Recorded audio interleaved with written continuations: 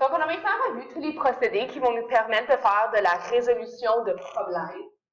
Il y a trois grands types de problèmes qu'on peut nous présenter avec nos fonctions de second degré. Donc, la première, c'est bien sûr résoudre une équation pour une valeur donnée. Donc, on va utiliser la substitution de cette valeur-là pour ensuite utiliser tous nos procédés qu'on a vus dans nos leçons par rapport à la résolution.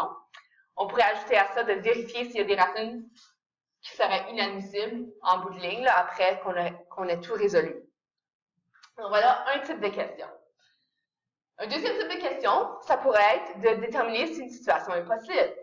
Encore une fois, on ferait une substitution de la valeur qu'on cherche à tester.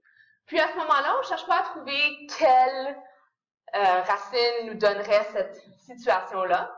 On cherche juste à savoir, est-ce qu'il y en aurait des racines réelles? En d'autres mots, simplement en vérifiant la nature des racines, en vérifiant s'il y a des racines réelles, avec un discriminant égal à 0 ou positif, ou s'il n'y a aucune racine réelle, avec un discriminant négatif, de voir si c'est possible ou impossible. Finalement, le troisième chemin qu'on peut avoir à prendre, c'est si on nous demande d'optimiser, c'est-à-dire de maximiser ou de minimiser une équation qui modélise un certain problème. Donc, il faut vraiment se poser la question de quel chemin on veut prendre pour savoir quel procédé algébrique utiliser pour s'en aller dans la bonne direction. Regardons la première question. Donc, on nous donne une fonction, on voit que c'est une fonction du second degré, donc h en fonction de t, h représentant la hauteur en mètres d'une balle de baseball par rapport au temps écoulé t en secondes depuis le moment où elle a été frappée. Okay? Donc, en premier lieu, avant de poser une question où est-ce qu'il va falloir faire un peu d'algèbre d'une façon ou d'une autre, on nous demande, pour nous aider à organiser notre chaîne de pensée, de faire un schéma rapide, très rapide, sans qu'il soit 100% précis, de la fonction. Et on nous demande aussi de s'interroger par rapport à quelle partie de toute cette fonction-là serait admissible. Okay? Donc, on voit qu'on rentre dans un contexte qui peut rendre certaines parties inadmissibles.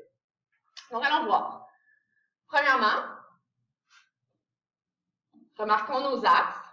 Ici, souvent, on va travailler avec y et x comme variables dépendantes et indépendantes. Ici, on utilise h et t. On voit que notre variable dépendante, qui est habituellement y, est ici h, puis indépendante, qui est habituellement x, est maintenant t. Donc, on sait que notre axe vertical représente notre hauteur, notre axe horizontal représente notre temps. Ensuite, on peut regarder les valeurs numériques de l'équation. On va voir que, premièrement, notre A est négatif. Donc, on sait que notre ouverture est vers le bas. L'autre donnée que notre forme générale nous donne directement sans vraiment avoir à faire des calculs, ça se trouve à être notre ordonnée à l'origine. L'ordonnée à l'origine, je vous rappelle, graphiquement, c'est l'endroit où le graphique croise l'axe des Y, ou plutôt l'axe vertical, l'axe dépendant. Pourquoi? Parce que sa définition, c'est quelle est la valeur de Y lorsque x égale 0. Et ça aussi, on n'a pas les mêmes variables, mais c'est la même idée. Puis dans la forme générale, même si on n'avait pas des valeurs précises, on va voir que si on veut savoir quelle est la valeur de y lorsque x égale à 0, automatiquement, peu importe quelle est la valeur du a, peu importe quelle est la valeur du b, à cause que x prend une valeur de 0 dans cette situation-là, on va s'apercevoir que chacun des termes, a fois 0 au carré, c'est a fois 0, qui donne 0, b fois 0 donne 0. Donc 0 plus 0 plus c donne c. Donc on voit que la valeur de y lorsque x égale 0, c'est directement le terme constant c de la forme générale. C'est comme ça que j'ai pu tout de suite écrire la valeur de 1 à cet endroit-là. Autre que ça, je n'ai pas d'information directement de ma forme générale. Toutefois, le contexte de la question peut m'aider à identifier quelle partie serait la partie admissible. Donc, on va surligner la partie admissible en utilisant le contexte. Donc, si on regarde, il faut s'arrêter pour chacune des variables. Donc, la variable du temps, pour commencer. Mais la variable du temps, ici, on nous dit que le temps commence depuis le moment où est-ce que ça a été frappé, la balle de baseball. Ça veut dire que, par convention, le chronomètre, bien sûr, va commencer à un temps 0. C'est un chronomètre qu'il faut s'imaginer par rapport au temps. Puis la balle va changer de hauteur en fonction du temps qu'on voit apparaître sur le chronomètre. Ça nous dit que n'importe quel temps négatif, n'importe quel temps avant le temps 0 n'est pas applicable. Donc, du côté horizontal, c'est vraiment à partir de cette valeur horizontale de 0-là, puis en continuant que ça serait admissible. Pour ce qui est de la hauteur, notre autre variable, il faut penser, est-ce qu'il y a une partie qui n'est pas admissible? Bien, si je lance la balle, puis elle atterrit, bien sûr, elle va atterrir sur le sol, pas à l'intérieur du sol. Ce qui veut dire que la hauteur négative ici ne s'applique pas. Elle arrête ici. Et voilà, on a surligné la partie admissible, étant donné, vous voyez que le critère d'admissibilité est implicite ici par rapport au contexte. On peut maintenant s'aider avec ça pour répondre aux questions. En B, on nous demande quelle est la hauteur maximale atteinte par cette balle, puis après combien de temps l'a-t-elle atteinte? Le mot-clé dans tout ça, c'est le mot maximal. Donc, on voit maximal, minimal, ou on pourrait dire plus grande ou plus petite. On doit faire le lien avec l'optimisation. L'optimisation mène au sommet. Le sommet, on voit donc que c'est ce point-là qui m'intéresserait dans tout ça, pour répondre à la question B. Pour la première partie de la question, je veux savoir c'est quoi cette hauteur maximale-là. Donc, je voudrais savoir c'est quoi la valeur de Y de ce point au sommet. Et je veux savoir après combien de temps a-t-elle atteint cette hauteur maximale. Donc, le X de ce sommet-là. Dans les deux parties de la question, comme je viens de dire, on a besoin du sommet. Il faut se rappeler que pour avoir le sommet, on a besoin de la forme canonique. Donc, c'est ça qui va gérer notre processus algébrique qu'on va choisir. Donc, je reprends l'équation comme je la connais.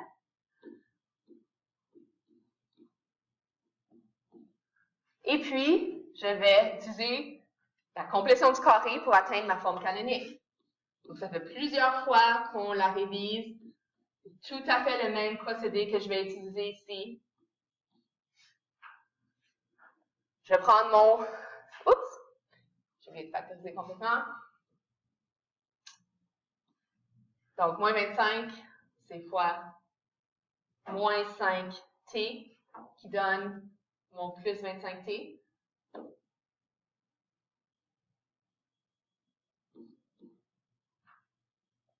Mon plus 1, je laisse à l'extérieur.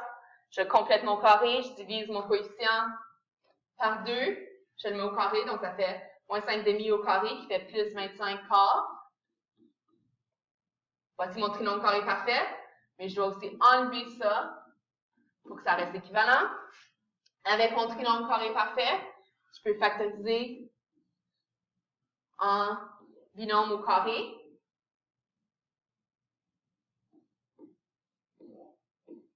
Il me reste mon quatrième terme dans ma parenthèse à ressortir parce qu'il ne faisait pas partie de mon trinôme carré parfait. Donc, moins 5 fois moins 25 quart. Remarquez ici, il n'y a pas de simplification immédiate possible. Plus 1. Donc, 1, je pourrais transformer ça en 1 unième devient 4 quarts. Tout à fait équivalent encore une fois ici.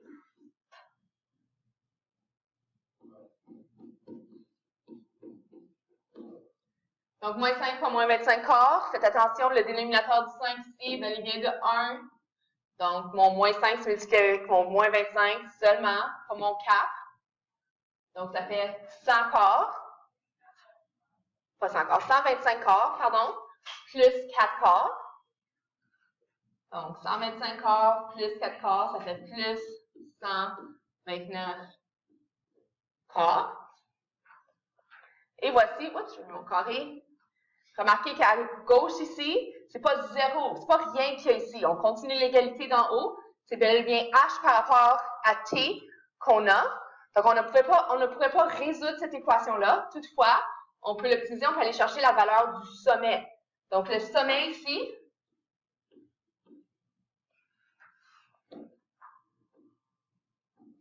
le sommet a une valeur de x de 5 demi et une valeur de y de 129 quarts. Remarquez que la beauté d'avoir utilisé mes fractions ici, c'est que je n'ai pas eu à toucher à ma calculatrice du tout encore. Ici, je peux le faire parce que, bien sûr, c'est une habitude de donner un temps en fraction ou une hauteur, surtout en fraction. Habituellement, on me donne en décimale. Remarquez toutefois que ma décimale, dans chacun des cas ici, est exacte. Donc, je vais garder absolument un bon niveau de précision qui est absolument crucial à garder, peu importe la forme finale qu'on donne. Donc, si ça tombe exactement à 32,25, on va pouvoir utiliser ça dans notre conclusion. Allons voir quelle donnée va où dans mon graphique pour m'aider à bien répondre à ma question. Donc, on va voir que la valeur de x, c'est 2,5 et la valeur de y du sommet, c'est 32,25. Je peux tout à fait revenir à l'arrière et ajouter ces valeurs importantes-là pour bien comprendre ce que je suis en train de répondre dans ma question. Une autre chose qu'on aurait pu ajouter au début, c'est de dire que le temps est en secondes et la hauteur est en mètres. Donc, automatiquement, quand on a une valeur de t, il y a des unités de mesure qui sont des secondes. Une valeur de h, on a des unités de mesure qui sont des mètres. Ça m'aide pour ma phrase de conclusion globale. Donc, la hauteur maximale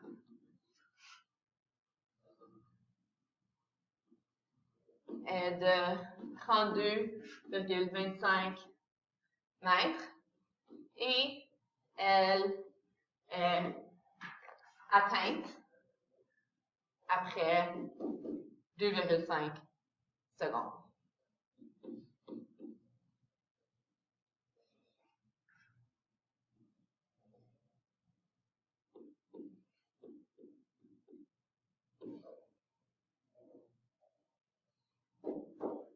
Et voilà, pour cette question-ci.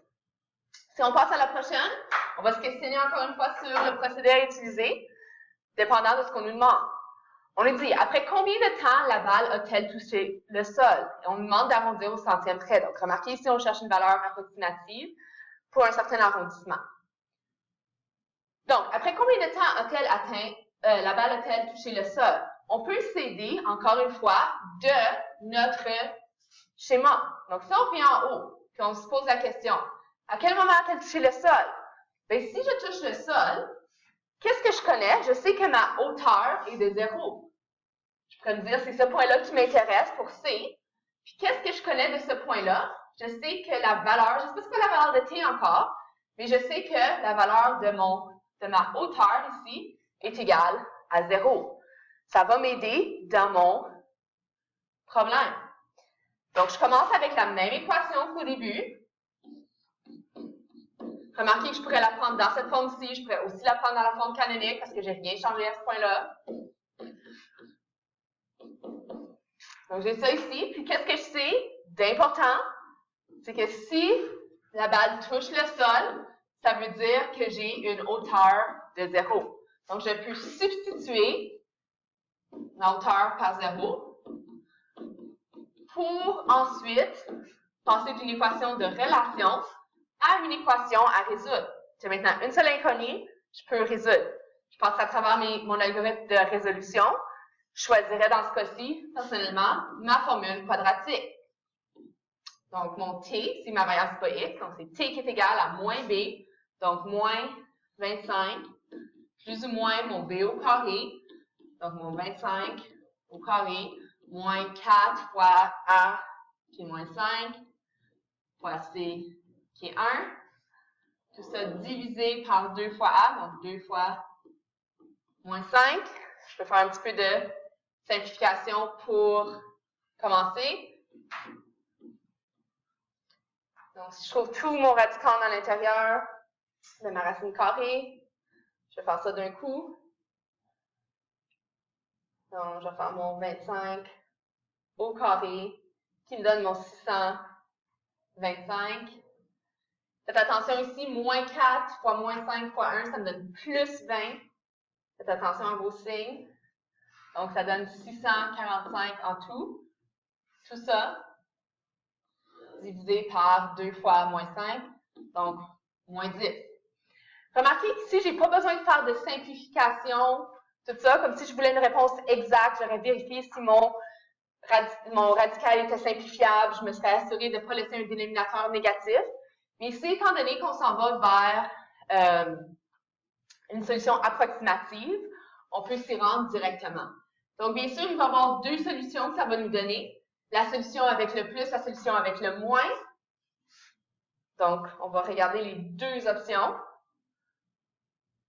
Donc, la première option approximative me donne un temps d'environ, regardez mes signes d'égalité qui sont approximatifs, 0,04 secondes. Et puis, mon autre temps, on va le calculer. Donc, l'autre temps approximatif que ça me donne au centième près, quand on forme une égalité approximative, de 5,04. Et sur les unités de mesure dont on parle ici, c'est des secondes. Puis si on revient à notre schéma, ça va nous aider à comprendre qu'on a une de ces racines-là qui est inadmissible. On avait une racine négative pour le temps. On a vu que c'était pas partie de ma partie admissible du tout. Donc, je vais pouvoir affirmer, oups, ça c'était moins ça. Je vais pouvoir affirmer que c'est inadmissible.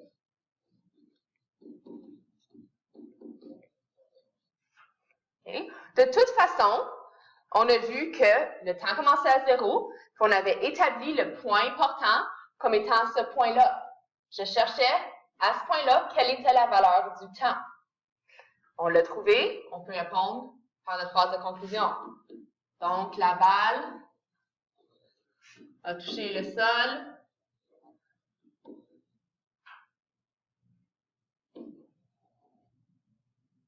Après 5,04 secondes. Et voilà. Une dernière question, on nous pose à quelle hauteur la balle se trouvait-elle lorsqu'elle a été frappée? Donc ici, l'information qu'on va aller chercher, c'est qu'est-ce que ça veut dire lorsqu'elle a été frappée? Donc si on revient à ça ici, on peut faire référence à notre schéma également. On va réaliser que lorsqu'elle a été frappée, c'est au moment initial, c'est-à-dire lorsqu'on avait un temps qui est égal à 0. On cherche la hauteur, donc h égale quoi? Au temps 0, lorsqu'elle a été frappée. Si on revient à notre schéma, on va s'apercevoir qu'on connaît déjà cette valeur ici. C'est la valeur de 1. Ça se trouve être mon ordonnée à l'origine. Au temps 0, ma hauteur est de 1. On pourrait, si on n'avait pas réalisé ça au début, on pourrait le vérifier par notre équation encore une fois. Si je reprends mon équation du départ, je peux substituer mon t, qui a une valeur de 0 ici, selon mon contexte. Et puis, je vais m'apercevoir que ça me donne bel et bien une hauteur de 1. Étant donné que ce premier terme-là, 0 au carré donne 0, fois moins 5 donne 0, 25 fois 0, ça donne 0. Donc, ça finit à être 0 plus 0 plus 1, qui me donne bien sûr 1. Donc, la balle a été frappée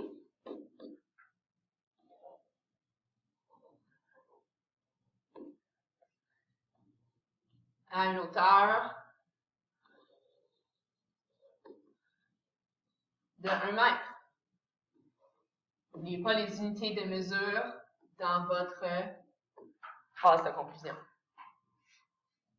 Donc, on continue avec un prochain exemple. On nous dit l'équation y égale moins x carré plus 23x représente le produit y, donc le y c'est le produit, d'un nombre x et d'un autre nombre dont la somme entre ces deux nombres-là est de 23. Dans les prochains jours, on va voir comment on aurait pu bâtir nous-mêmes cette équation. Pour l'instant, elle nous est donnée. On veut savoir, avec de tels nombres, est-ce possible d'obtenir un produit de 135? Donc, vous voyez la partie de la phrase magique qui dit « est-ce possible ». Si on parle d'une telle question, c'est à un moment comme celui-ci que ça ne nous intéresse pas de savoir c'est quoi la valeur de x qui rendrait possible ou impossible le tout, mais simplement, est-ce qu'on en aurait des valeurs réelles pour le x à ce moment-là? On veut donc aller chercher le discriminant de l'équation. Maintenant, remarquez que le discriminant de l'équation, on ne pourrait pas le prendre dans l'équation comme tel. Le discriminant doit partir d'une forme générale qui est égale à 0. Okay?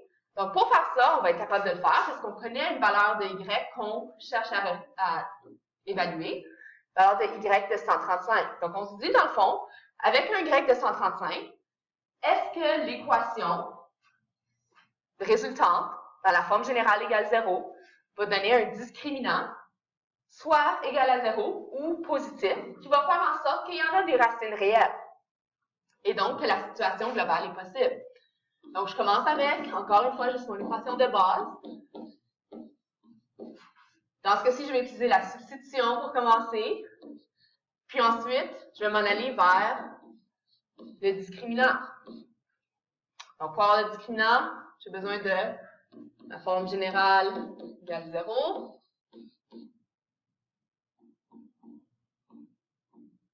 Je commence par ça. Calculer mon discriminant. On se rappelle que le discriminant, c'est le radicand de la racine carrée dans la formule quadratique. Donc,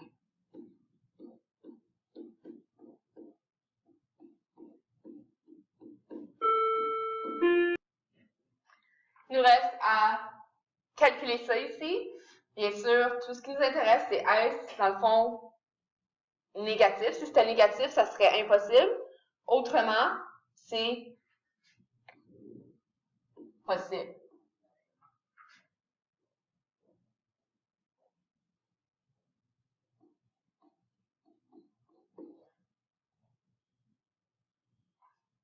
Donc, on voit ici qu'on obtient un discriminant négatif. Discriminant négatif inclut aucune racine réelle. Ça veut dire que la situation est impossible. On peut donc écrire une phrase de conclusion qui explique tout ça.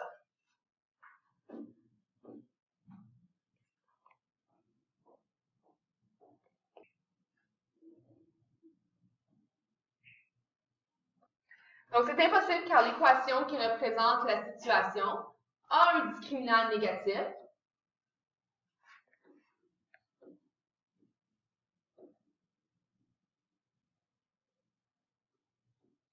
Et sur le discriminant négatif,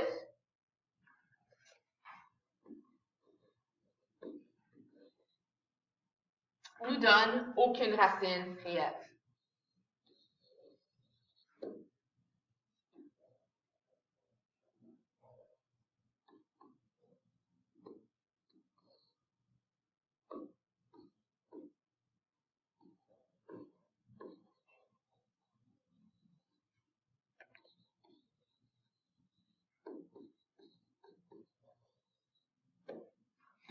Et voilà, on a fait le lien global de A à Z pour expliquer notre solution. Un tout dernier exemple. Avec la même équation, la même modélisation, on nous demande une différente question. On nous demande quel est le plus grand produit qu'on peut obtenir. On voit ici le mot-clé, le plus grand. Plus grand mène au maximum, mène à toute l'idée de maximisation. Gardez en tête qu'on veut aller chercher le sommet. Maintenant, je vous parle d'une erreur qui se produit de temps en temps. Certaines personnes auraient l'instinct d'utiliser la dernière équation qu'on a trouvée avec le 0 égale moins x carré plus 23x moins 135. S'imaginer qu'à la place d'un 0, on a un y, puis essayer de trouver la forme canonique qui nous donne le sommet. Toutefois, il faut réaliser que ça ne serait pas la bonne équation. Pourquoi? Parce que cette équation-là, ici, représente un produit spécifique de 135. Tandis que maintenant, on veut vraiment aller utiliser tous les produits possibles pour aller chercher, ça serait quoi le plus grand de ces produits-là. Donc, étudier tous les y par rapport à tous les x. On doit donc recommencer avec notre équation du tout début. Puis c'est ça ici qu'on va utiliser pour transformer à notre forme canonique et répondre à notre question.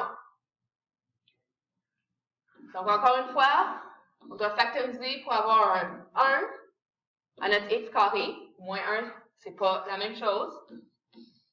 Je vais diviser mon coefficient de 23 par 2 et le mettre au carré. Ce que je vais ajouter, je vais l'enlever également. Marquez le corps parce que j'ai divisé par 2, j'ai mis tout ça au carré.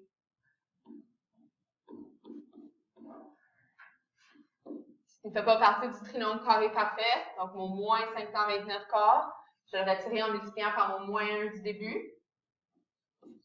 Le reste de mes 3 termes qui me restent vont se factoriser, puisque c'est un trinôme carré parfait. Ça va se factoriser en un binôme au carré.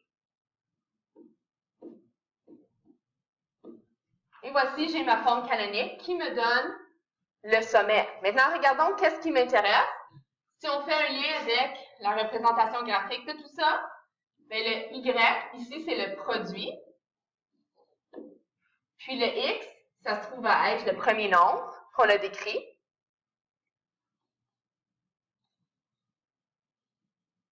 Ici, tout ce qui nous intéresse, c'est le plus grand produit qu'on peut obtenir. On ne cherche pas à trouver c'est quoi le nombre qui donnerait ce plus grand produit-là. Donc, dans le fond, tout ce qui nous intéresse, c'est la valeur de Y de notre sommet. Donc, on aurait une parabole comme ceci. C'est mon sommet qui m'intéresse, plus précisément la valeur de Y de mon sommet.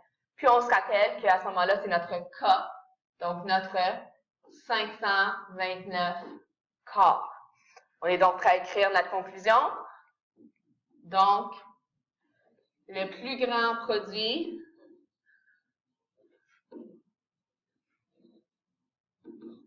qu'on peut obtenir